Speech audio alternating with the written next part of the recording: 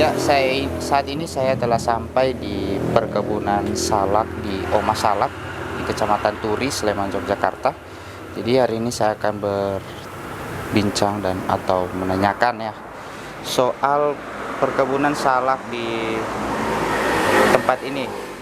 Tadi saya sudah ketemu sama bapaknya dan syukur kita dikasih kesempatan untuk datang berkunjung di tempat ini. Oke, selamat menonton.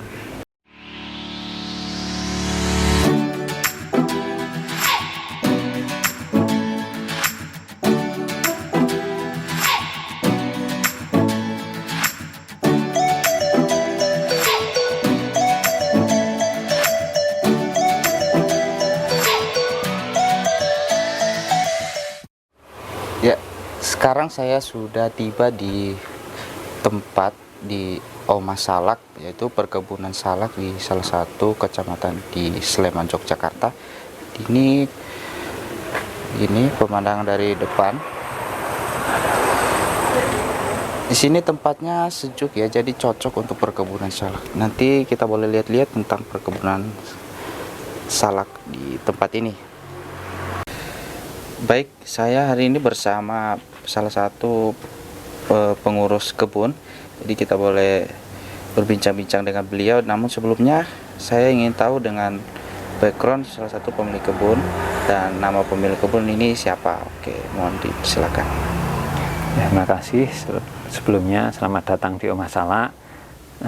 Perkenalkan, nama saya Surya Agung, biasa dipanggil Agung. Jadi kami adalah petani salak yang ada di Turi Sleman, dan kita di sini membuka usaha Oma Salak yang dimana para pengunjung bisa belajar tentang salak atau seluk-beluknya. Jadi di Oma Salak ini sebagai edutourism salak center atau edukasi wisata tentang pertanian salak dan juga sebagai pusat salak. Jadi di sini ada macam-macam, mulai dari produk buah segar sampai olahannya. Mungkin itu. Ya, baik, selamat pagi. Hari ini saya ketemu dengan salah satu pengurus ya, Oma Salak. Ya. Ya, jadi di sini boleh dijelasin Pak mengenai perkebunan salak ini bagaimana? Kita sebenarnya kan petani salak. Ya. Jadi kita itu ya anak petani. Dari dulu orang tua kita bertani salak. Terus istilahnya dari kakek kita juga. Jadi kita petani turun temurun. Iya. Yang dulu pohon salak ini kan, kalau dulu zaman dulu itu salaknya itu salak lokal atau istilahnya salaknya itu agak kecut, tapi setelah tahun 80-90-an itu ditemukan, ya awal tahun 80-an ditemukan salak podo, jadi yang rasanya manis, itu dikembangkan di daerah Turi Sleman ini. Oh, iya. Jadi ini untuk perkebunannya yang ngurusnya Bapak sendiri atau ada orang lain? Ya, kalau untuk demplot ini ya memang kita ngurus, tapi kita juga kerjasama sama petani-petani.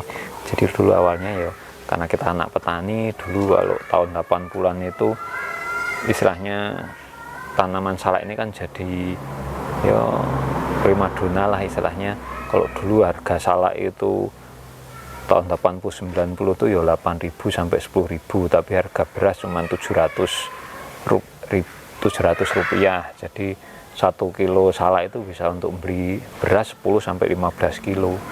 Jadi cukup lumayan nilai ekonomisnya. Tapi setelah istilahnya reformasi dari tahun 2000 itu kan inflasi atau kebutuhan pokok itu naik harganya. Kalau salaknya mungkin ya hampir sama. Kalau misalnya apalagi sekarang udah bisa ekspor, harga salak ya 8.000 10.000, tapi kan harga beras juga 10.000 lebih. Jadi sekarang ya kebalikan, kalau dulu 1 kilo salak bisa untuk beli beras 15 kilo, sekarang ya 2-3 kilo salak baru bisa untuk beli beras 1 kilo. Jadi untuk tanaman salak ini udah umur berapa tahun Pak kalau boleh tahu? Kalau yang di sini ini kan, ini di Oma Salak ini kan ini sebagai demplot atau percontohan. Ini tanaman salak di sini sudah kita tanam dari tahun 2001, dari tahun 2021. Jadi ini umurnya sudah lebih dari 23 tahun. Tanaman salak ini kan tanaman palem-paleman, jadi kayak kelapa sawit, di mana bisa tumbuh, pohon salak ini juga bisa tumbuh. Dan kalau keunggulannya kalau tanaman salak ini sekali tanam sudah bisa turun-temurun, jadi nggak perlu permajaan. Makanya ini umur 23 tahun aja masih seperti ini dan tetap produktif. Jadi kan karena tanaman salak ini tanaman palem-paleman, jadi kan kayak kelapa, ada yang besar, ada yang kecil, ada yang siap panen, jadi muter. Ada yang... Ini udah sekitar 20 tahunan tapi masih pendek ya pohonnya, jadi masih gampang ngurusnya juga. Iya, kalau tanaman salak ini memang tetap pendek, walaupun umur misalnya 30 tahun atau 40 tahun pun tetap kita buat pendek. Jadi kalau udah agak tinggi, nanti kita robohkan sedikit, nanti tetap tumbuh lagi. Kemudian apakah ada olahan yang memiliki nilai tambah dari olahan salak, misalnya untuk makanan ringan dari olahan salak atau apa semacamnya? Yo banyak, istilahnya salak ini memang bagian besar tetap kita jual untuk buah segar, bahkan untuk ke pasar ekspor di kelompok-kelompok. Tapi memang ada buah-buah yang misalnya nggak masuk untuk grade ekspor ataupun kita pasar modern, sebagian kita olah juga untuk biar lebih awet. Jadi ada olahan, macam-macam olahan, nanti kita ada yang buat keripik salak, ada jenang salak, ya. Kita tahu juga kan ini ada minuman sari salak. Betul. Soalnya kita tahu juga kan produk pertanian itu mudah rusak. Iya. Makanya perlu pengolahan lanjutan agar produk tersebut tidak rusak atau terbuang begitu saja. Iya. Tanaman salak ini ya, kalau yang kayak gini ini adalah salak pondok super yang cirinya itu warnanya coklat. Kalau kayak gini udah siap panen, jadi yang warnanya coklat kemerah-merahan ini salak pondok super, yang komoditas yang kita ekspor banyakkan. Kalau yang ini salak gading yang warnanya kuning. Tadi kita sampaikan kan ada yang besar, ada yang kecil, ada calon bunga, jadi ada yang besar, ada yang adiknya, ada calon bunga, ini ada yang kecil. Baik, jadi untuk setelah tanaman salak ini dikawinkan itu nunggu berapa lama Pak untuk panennya? Kalau tanaman salak ini istilahnya dari bunga sampai panen itu 5 sampai 6 bulan. Jadi kayak gini, ini kan ada calon bunga. Tapi ini kan ada yang siap panen. Ini yang sudah umur 5 sampai 6 bulan, ini ada adiknya umur 4 sampai 5 bulan, atau sini ada adiknya lagi. Jadi ini siap panen, ada adiknya, ini adiknya lagi, ini baru umur sekitar 2-3 bulan, ini ada adiknya lagi, ini ada calon bunga. Jadi dalam satu rumpun, kita katakan rumpun kayak gini karena nanamnya itu dulu 1 atau 2, tapi kita pelihara anakan jadi satu rumpun kayak gini dengan jarak tanam 2 kali 1,5. Jadi dalam 1 hektar itu rata-rata sekitar 3.000 rumpun. Jadi untuk saat ini mungkin ada istilahnya ya ada kendala juga untuk ekspor, itu kita memang harus benar-benar milih yang buah salak yang masih mengkal, karena kalau nanti terlalu tua nanti udah ada hama atau ada lalat buahnya, itu yang menjadi masalah.